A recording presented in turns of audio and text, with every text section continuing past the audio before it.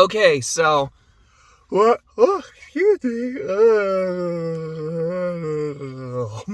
Sorry, I just woke up not super long ago. I just got out of the shower. I'm still in the.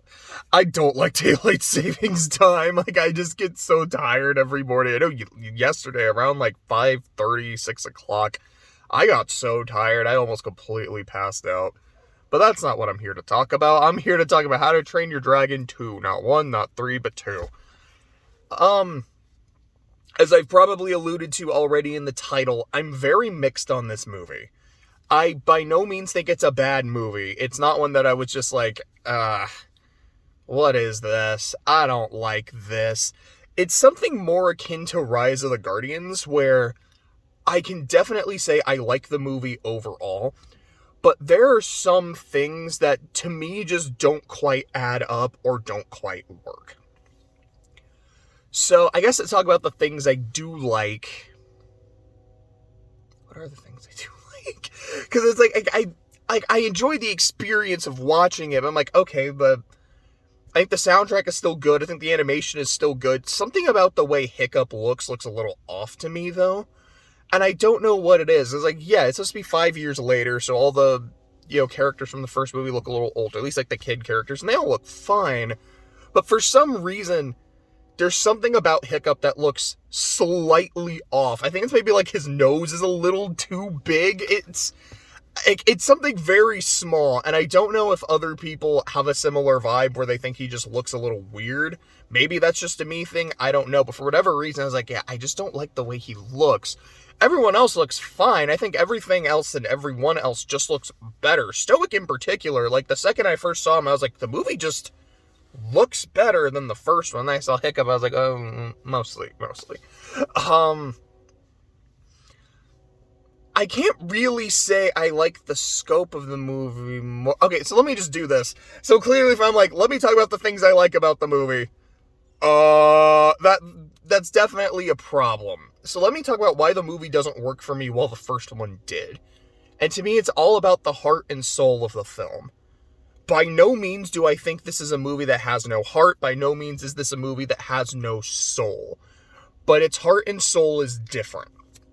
In the first movie, it's all in the relationship between Hiccup and Toothless. And it's a story about discovery. It is about learning how dragons work, all the different ways you can, I don't necessarily want to say control them, but kind of, and the ways you can influence them, and how they're not just these dangerous, bloodthirsty beasts. They're an animal like any other. They will attack when scared. They can be territorial. But they also have their weaknesses, and a lot of them are really goofy. Like, yeah, they don't really like snake. Was it snake or eel? It was one or the other. It might kind of be a little bit of both. It's like they really don't like those, but if you scratch them behind the ears, oh, they really like that. Oh, there's like catnip, and they go crazy for that shit. And it's just so pleasant. And I do think what really helps is how enthusiastic Hiccup is to learn all of this stuff, and how much fun he is having with Toothless. And so in the second movie, when he's saying to Toothless, like, you're my best friend, having seen the first movie, I 100% believe that. In this movie, the relationship between Hiccup and Toothless isn't the heart and soul of it anymore. It's still there, and like literally a big part of the climax is them reforging their bond because of some shit that happened, which I know I'm kind of critical whenever we get, like, in Madagascar 3 is like, alright, this third act split is kind of weak, or Mr. Peabody and Sherman, I was like, we're doing this? Okay, whatever, movie. In this, I'm like, no. I buy it that he would be mad enough to react like this. Like, of course we're going to get into the spoilers of it. I'm like, I understand that. That's a pretty big deal. And he's even able to say, he's like, I know it's not Toothless's fault. I don't blame him for it. That I need to be able to be mad right now. And they kind of very quickly, it's like they dwell on it long enough, but also it's like, okay, but we still need to move on and deal with shit. And I'm like, I thought it was actually handled pretty well. Excuse me. But to me, the heart and soul of this movie is in the mom. Now, gonna get into the spoilers, but I feel like this is the thing that everyone, like, really knows about the movie. Aside from the other things that, yeah, like, his mom is still alive. She has been living in essentially a dragon sanctuary for the past 15, 20 years. yeah, like, essentially since Hiccup was a baby, so I think he is 20 in this movie. So yeah, for the last 20 years, she's fine. It's not like she's been, like, really badly injured and the dragons have been taking care of her, so she can't really leave. It's like, no, she's fine. She rides dragons. There's no reason why she couldn't have come back to see her family. What she says is like, oh, Stoic, like, there's no way you would have changed. Like, I always told you I hated the fighting. I hated the fact that we were always fighting dragons, but you never listened. You wouldn't change, and so I ended up choosing a life with dragons over a life with my husband and my son. It just feels so selfish to me. And not in a way that's, like, really interesting, like a story of someone who was chasing their dreams. And they again, let's look at Scream, because I love the Scream movies. The relationship between Dewey and Gale is something that is consistently really interesting to me.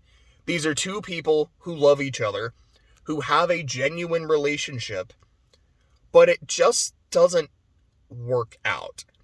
When they try to stay in a small town, it's not big enough for Gale, who's always had those ambitions about being, like, in a big city or, like, having a lot of fame. And as much as she loves Dewey, she can't make it work with her dreams and ideals. And when they tried to live in the big city, it was too big for Dewey. He's someone who's a very low-key guy, just wants to chill, wants to relax. And so it's not something that worked for him. And that's interesting to me. I like that. To me, this was less of, like, my dream. Like, I've always loved dragons. I've always had this strong connection with them. And I realized I could not, compromise between the part of me that loves you and the part of me that loves dragons. So I picked them. The way it's written and, like, the backstory is shown is, oh yeah, so there was this incident where a dragon broke into our home and it was playing with you, Hiccup, our infant boy. And that's when I realized maybe dragons aren't monsters. Then Stoic came in, saw the dragon in the room, went crazy and attacked, and the dragon set a bunch of fire. Stoic and you got out. I got out with the dragon. That was, like, the only way I could escape. And I'm like, wait, so that's it? It wasn't like, oh yeah, I've loved dragons my entire life. It was, no, this one moment right before shit went down, and this is how I escaped, was on the back of the dragon. It's like, but you didn't come back?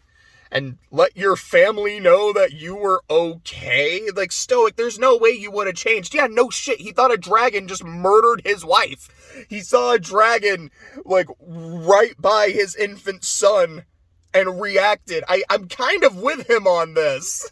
It's like, I've always told you to stop the fighting. But until that moment, you didn't know that dragons could actually be, soft, sweet creatures. So essentially, all you were doing was saying, hey, it's kind of shitty that we do this. And it's like, I mean, I get it. Hiccup was like, I want to be able to kill a dragon. And then when he saw Toothless, it was like, I can't do it.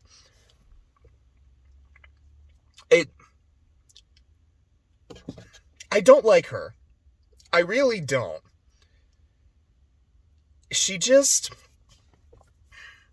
I think what also really gets me is when Stoic sees her again. He immediately, he just, drops his sword, he takes his helmet off, and he's just slowly walking toward her. And you can see on his face the joy and shock of seeing the woman he loves standing before him. Someone that he thought was gone forever. She's like, I know what you're thinking, Stoic. Yeah, I left. Yeah, I probably could have come back. Yeah, I probably should have come back. I fucked up. I made some mistakes and blah, blah, blah. And the entire time she's speaking, I'm just kind of thinking to myself, I mean, thank you for making my argument against you for me, because you're not doing yourself any favors. It almost kind of makes it seem like you've realized, yeah, I should have done some of this shit a long time ago. Because, yeah, clearly Stoic was able to change. That wasn't easy. So maybe, I don't know, if his wife showed up on the back of a dragon and it said, yeah, I didn't die. The dragon didn't hurt me. I've been able, it actually like, after that happened, after you attacked it, like, it wasn't trying to be aggressive. I understand why you freaked out, but it wasn't trying to be aggressive. It then set fire to defend itself, but it carried me out. Maybe it's like I've been living there with this dragon for a few years because, I was injured and everything that happened, but I've recovered and I wanted to come home. But it's important that you realize dragons aren't just they're not just feral animals. That's what I wanted, feral. It's like you can befriend them. You can tame them. You can't really control them, but you can have a good relationship with them. I've learned that in my X amount of years, I probably not the full 20, but like in my however long it's been. And I want you to be able to understand that. And at that point, if he's still like, no, I can't change, fuck this shit, there's like, well, I tried, like, this is kind of what my life is now, and like, hey, I've come back, I've done what I can, but if it doesn't work, it doesn't work. Like, to me, that'd be more sympathetic, but it's like, nope, she never tried. I just don't like this. Now, again, like, Stoic's reaction to seeing her, and then, when he gets to her, he just, like, caresses her face and kisses, like, you're just as beautiful as the day I lost you. I really like that. It was really sweet. And then, like, when they're doing their, like, song and dance number, that's really sweet. I liked that a lot. She liked Stoic quite a bit in this movie, which, kind of sad that he got murked the way he did. And again, like, he dies protecting his son. And that is something I do like. Like, yeah, he and Hiccup did not have a great relationship in the first movie. I can see why some people would say, like, no, he's kind of an abusive dad. Like, I don't know if I would quite say that, but I can't super argue against it either. I think for me, I can see the love he does have for his son, but he is struggling. It's like, I know, like, I love my son. I sincerely do. But while I'm trying to be a father, I'm also trying to be a chief. And the shit that, like, the dumb shit my son does can oftentimes be a problem for the rest of the village. So I have to balance being a chief and being a father. And there's sometimes where it seems like it really gets the best of him. And then so when his son essentially is telling me, he's like, hey, no, it's like, yeah, I know where the dragon hideout is, I just have not said anything. It's like, you're choosing them over us then. And I think he is overreacting to the situation, I won't lie, especially when he's like, oh, you're no son of mine. Like, yeah, that's fucked. But then I love his expression right after. Like, you can see what, like, he knows what he just said was fucked, and that he can't ever really take that back.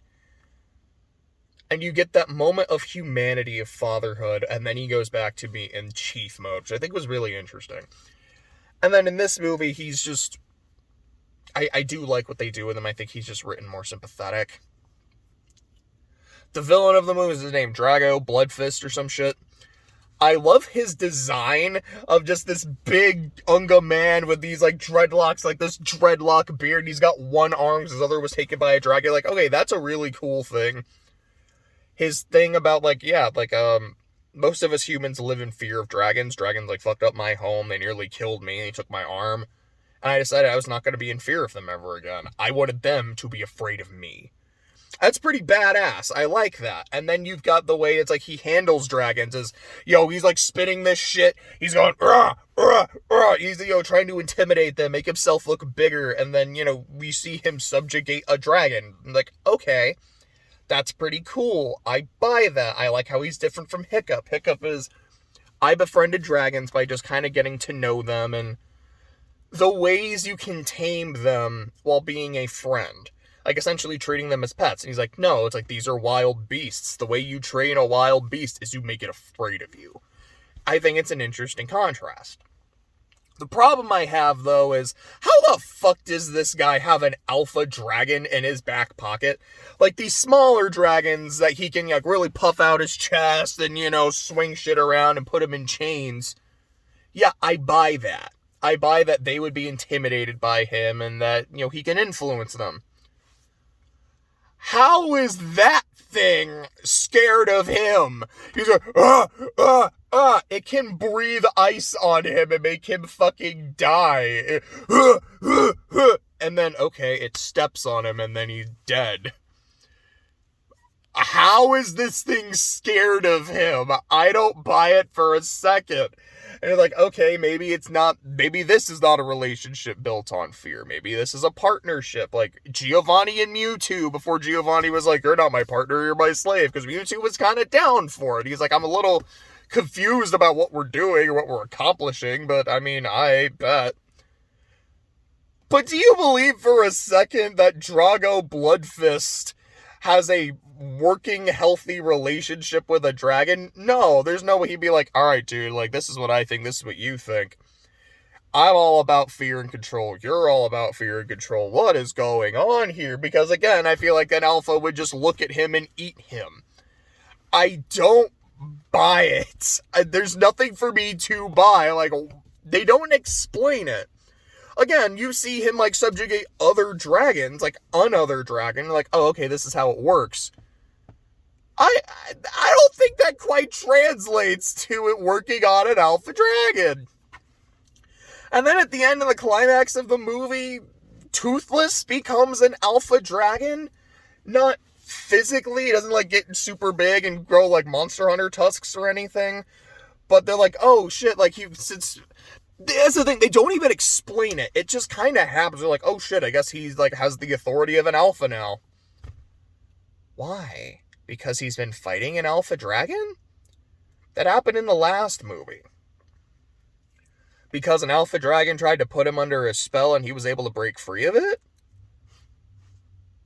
Okay, but I mean, you've literally said in the movie that, you know, alphas don't work on babies because baby dragons don't listen to anyone, which is admittedly kind of funny. I like it. It's like kind of just an off joke and then it becomes a plot point. But like, so in that case, I mean, babies are always resisting the urges of the alpha, so should they just be turning into alphas? Is it because Toothless was like hit with an ice move and was like encased in ice? I mean, sure, I guess, maybe, but that's it. Like, okay, I'm not super buying this. And they don't even try to explain it. If they did, I completely missed it. But it was just like, oh shit, Toothless is now an alpha dragon and he can command the other dragons and break them from the spell of the alpha. Sure, dog. Okay, I guess we're doing this. Is it cool? Yeah, you know, Toothless firing shots at the dragon is cool. Watching Drago Bloodfist have a fight with Stoic the Vast is cool. The scene where Toothless is getting subjugated by the alpha and he's trying to fight it and then he can't. And so he turns on Hiccup is a cool scene. Like, it's actually very genuinely creepy. It's not that the movie does not completely work, because there's a lot of things, again, like, I think the movie looks good. I think it sounds good. I think a lot of these individual scenes work. But the entire movie, I was just kind of thinking to myself, this is a bigger movie than the second. You know, it's a bigger movie than the second. The second is a bigger movie than the first, which is more of this on a personal conflict and, like, personal journey of discovery into now, like, okay, it is now this big story. The world has definitely expanded, and now we are trying to fight a dude with a dragon army. Whereas, but like, just because it's bigger doesn't mean it's better. I like the smaller, more personal story. It's kind of like in Kung Fu Panda. I think Kung Fu Panda 2 is way better than How to Train Your Dragon 2. But Kung Fu Panda 2, it's a much bigger movie. It's a bigger adventure with a way better villain. And I think it's good. I think it's really good. But to me, it doesn't hit the same spot. Sorry, Clay's leaving. I'm just trying to wave to him. There we go. But it's like, to me, it just doesn't hit the same emotional center that one does. At least not for me. And so, this is a movie that to me is like a B minus. Again, like when I sleep on them, because I do, like I've said, I want to make like a giant ranking of like, here's kind of the full tier list. I've kind of had some time to ruminate on all the films. Let's really see where I rank them. But to me, this is more of a, I don't want to say peak mid or like a high mid movie, but that, because to me, that's like, so a bottom of the fucking barrel is you are at the bottom of the list, you are actively disliked, and you are so bad, I can't imagine this company making anything worse. That's a special ranking. F is, I hated it, nothing about it worked, it was awful, I did not want to watch this anymore. D is, it's fine, like, it's a mediocre film, but I don't consider it to be awful. C, it's a pretty mid movie. Like, it's okay. There might be some things in it I liked, but it's all right. And then a B tier movie is like, it's still kind of, it's somewhere between in the middle of it's fine and I really liked it. I guess B is kind of, I liked it. I would not say I really liked it because there's definitely some things holding it back. But I liked it. And then you got A, which is like, I really liked it. There might be some things that didn't work, but man, I had such a good time watching it. And then an S is just, I loved it. There again, maybe there's something or two that doesn't quite work. We're like, man, I loved it. This was great. And then the double S is just, this is the best movie of this run. I am looking forward to making that. What I think next is Penguins, which I still have some trepidation for because the Penguins have been always in small doses in the first 3 movies. So them having an entire movie is either going to be really funny or the shtick's kind of going to get old fast. And while I said 3 is an absolute improvement over the first 2, I think it's hilarious. I didn't find the Penguins super funny. And it's not like they were, again, it's not that they were unfunny. I just thought they were not funny. I really talk about my distinction of that in Mr. Peabody and Sherman. But hopefully it's not going to be another Mr. Peabody and Sherman. Hopefully it'll be okay. At this point, the movie, because I think now we're at about 15 movies or so, so I'm glad we're making a lot of progress. I think the 2 movies I'm most excited to watch are How to Train Your Dragon 3, because I haven't seen it, and Boss Baby, because I have no idea. I don't know if this movie is going to be genuinely funny, genuinely terrible, or pretty okay. It's like, alright, there's some jokes in there that, like, loaded diaper kind of humor. I'm like, alright, this is exactly what I expected. But there's surprisingly a strong emotional center, and some of the jokes are actually really funny. Or it's gonna be awful. And I'm just kind of excited because I really don't know.